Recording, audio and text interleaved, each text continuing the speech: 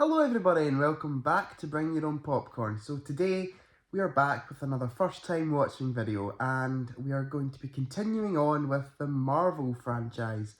Normally when I'm going to see a new Marvel movie, I'm in the car by this point with my mum going to the cinema, but we actually missed this one in cinema. I don't actually really know the reason, we just never got round to seeing it in cinema. We also got COVID kind of around December time when I think it was in cinema, so yeah, we just never got round to going to see it. And that film is Black Panther, Wakanda Forever. We're up quite early for Saturday morning to check this one out because it is a long film. It's 2 hours 45. It's about 10 AM. I've got my lovely coffee here. Delicious to keep me going. But I thought I'd give my quick thoughts on what I thought of the first Black Panther film. Obviously, all respect to Chadwick Boseman. It was extremely sad to hear of his passing a couple of years ago.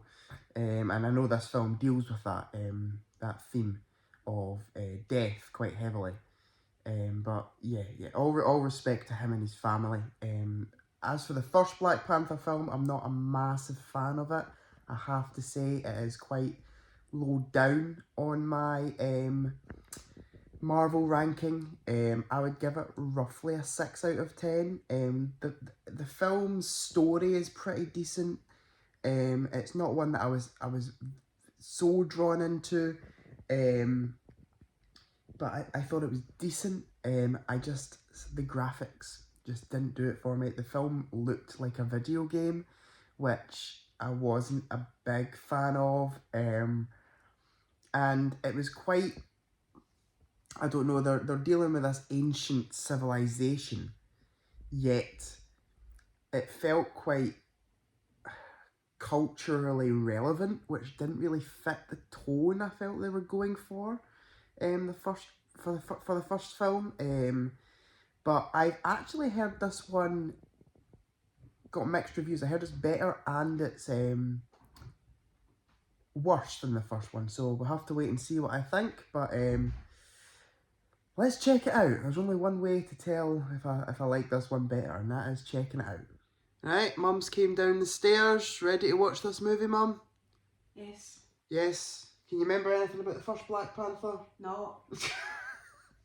Can you mind anything about any film you've seen? Not really. Excited for the second one? Maybe. I've heard that it's good. I've heard mixed things. Okay. But I've heard that it's good from most people. Some people are saying it's one of the best Marvel films ever, and some people are saying it's just average. So it's one of those. I don't think we're going to think it's bad. I've not heard anyone say it's terrible, but Okay. right, We'll wait and see. Let's play this, and there's only one way to tell if we like it, and that's by watching it. So Let's go. let's do this. We know what you whisper. They have lost their protector. Now is our time to strike.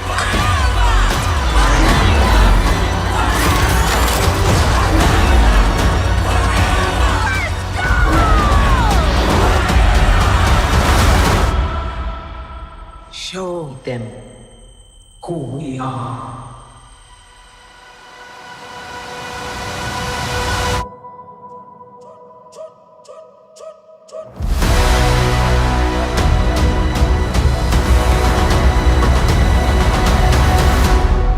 Okay, so it's actually been a day since I watched Wakanda Forever, and I've had time to mull over in my head over this past day onto my real genuine thoughts about the film.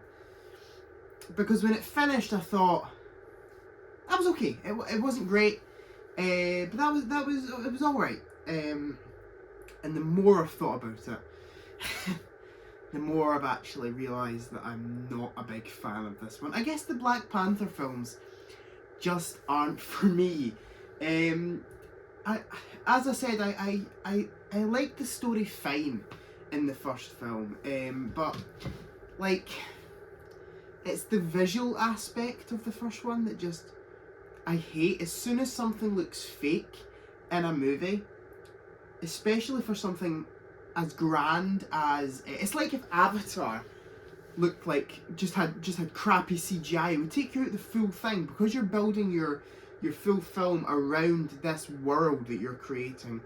If any of that starts to look fake, it pulls you right out of the film, and it kind of breaks the illusion. And I know that the film, I know that you know that what you're seeing isn't real, but still, it needs to look real enough to almost convince your brain that what you're seeing is plausible. And the first one plays like a crappy video game in my opinion. The CGI just doesn't look right. The people sometimes don't move. Like when they're having a big action fight scene, they look too animated. It doesn't look correct. So, not a big fan of the first film. This one was the complete opposite for me. I wasn't a big fan of the story. The visual aspect was amazing. So, yeah, I loved the fitting tribute that they gave to Chadwick Boseman. That was incredible. The beginning of this film, the first 10 minutes, was incredible. I thought it was truly beautiful. And the last kind of 5 minutes are also beautiful. Amazing way to pay tribute to an incredible actor.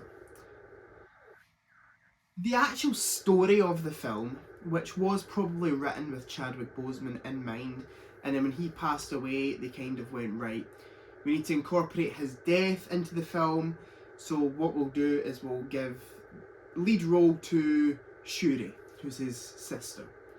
And I like the character fine, but it felt slightly forced. And I know they probably didn't have any other way to go with this story, but yeah, it did feel a bit forced. The story just went right over my head.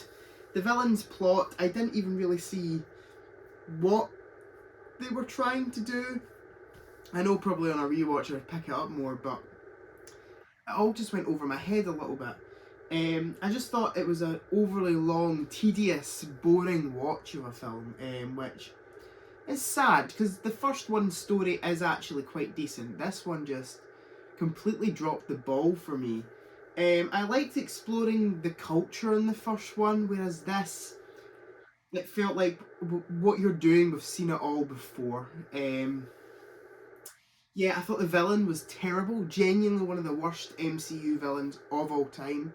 I can't remember who plays him, but I don't think his performance is great. He comes across as pathetic for most of the film, not intimidating in the slightest.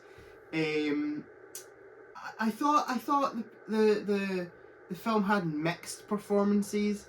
I thought Angela Bassett was very good as Ramonda, and I love Winston Duke. I just love him. He makes these films. I love his character. His name is it M'Baku? I love his character so much. I want an M'Baku spin-off. I think that's his name. I might be getting that wrong, but I want a spin-off of him. He is incredible. But the performances are okay. Now let's get on to the best aspect of this film for me, and that is the visual aspect. Excuse me. Yeah, the film looked incredible. I thought really so much better than the first film. They've obviously spent a lot more time, because there was criticism over the first one's CGI. They've obviously spent time trying to perfect it. You could tell that a lot of time went at a lot of these shots, and I thought the last half hour with the big fight scene was the best part of the film. The action was there, although sporadic and placed at the most random points in the film. The action was good. Like the car chase scene kind of halfway in the film was also really good, really well filmed.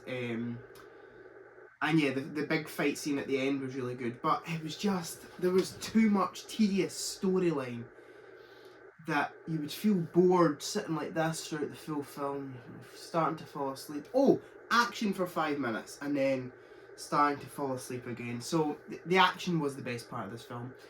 Ryan Coogler's direction I do not think fits superhero films. Superhero films in my head are big, bold, blockbuster style action. Style directing. You need a way with colours, you need a way with just making things have a grand scale. For example, Sam Raimi, I think, does this exceptionally. I also think another person that does this exceptionally, controversial or not, is John Watts. I think he's amazing. Same with James Gunn. All amazing people. They get the superhero formula. Ryan Coogler should be directing low budget sports films or low budget true stories. You know what I mean? His direction feels too real. It feels like a documentary in places. And that is definitely a compliment. His style is good. Really good. Like, for example, Creed. He directed that film brilliantly. I heard Judas and the Black Messiah is also a great one by him. Those types of films is what I want to see from him as a director. I just don't think he fits the superhero genre.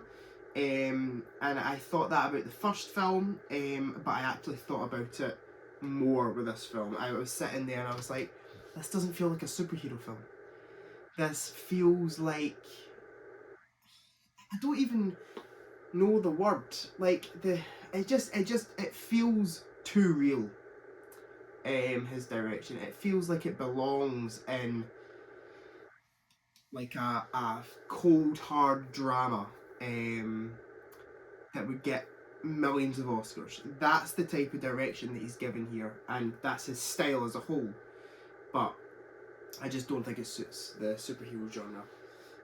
But overall, Wakanda Forever is definitely a low tier Marvel film for me. Sadly, I would say it's even worse than the first Black Panther, and that's already low tier for me.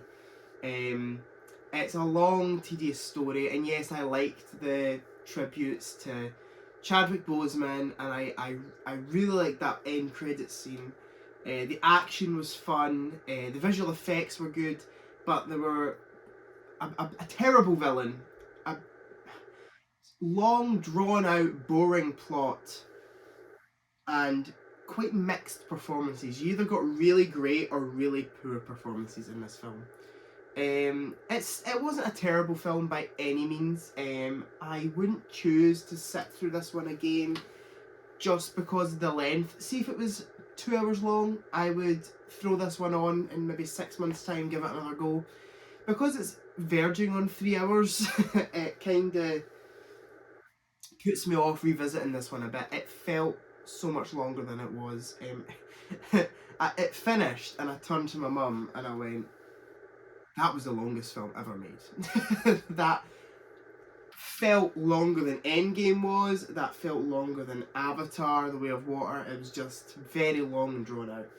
And it was only 2 hours 45. So, yeah, there were good aspects in here. That plot just needed touching up. And, yeah, it would have been a great film if that plot was touched up. I would give Wakanda Forever, I don't know, 5 or 6 out of 10. I'll give it a 6 out of 10. I'll be nice. 6 out of 10 for Wakanda Forever. So thank you guys for watching this video. If you want to read my full review, my full written review on Letterboxd, there's a link down in the description below. Go check that out. Show me some love over there. Please remember to like, comment, subscribe, all that jazz, and I'll see you guys in the next video. Goodbye.